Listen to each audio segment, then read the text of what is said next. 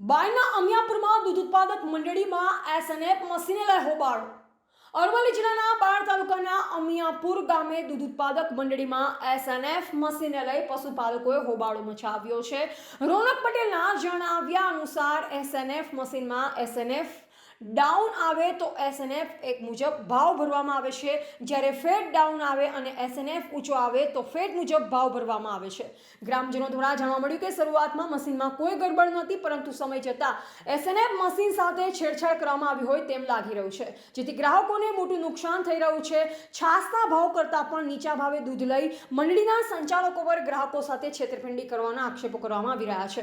આ બાબતે પશુપાલકો દ્વારા સાદા મશીનથી ફેટ કરવામાં આવે તેવી માંગણી કરવામાં આવી છે. પ્રોબ્લેમ એક જ છે, ગ્રાહકને નુકસાન જાય છે ત્યારે દૂધનું. કયા કારણોસર? એ એસએનએફના લીધે એસએનએફના ઉપર ભાવ ભરાય છે. એસએનએફ ડાઉન આવે તો એસએનએફનો ભાવ ભરાય છે, અને એસએનએફ ઊંચો આવે ફેટ ડાઉન આવે તો ફેટનો ભાવ ભરાય છે. ડાઉન આવવાનું કારણ? ડાઉન આવવાનું કારણ મશીન જ મશીનમાં ગરબડ. હા, 100 રૂપિયા ગ્રાહકને દૂધ જેલું છે, 100 રૂપિયા દૂધ જેલું છે, તો એ મશીન કોઈ કમિટીવાળા નહીં જોતા કે નહીં કર્મચારીઓ જોતા ઉપર ગ્રાહકને 15 રૂપિયાની સાસ આવે છે, એના બદલે અત્યારે 100 રૂપિયા દૂધ જાય છે. એના પાણી વગરનું દૂધ 100 રૂપિયા જાય છે, એના પાણી નાખીને પાણીવાળી સાસ એમાં 15 રૂપિયા જાય છે. એનું ગ્રાહકનો ઉપર નુકસાન જ છે.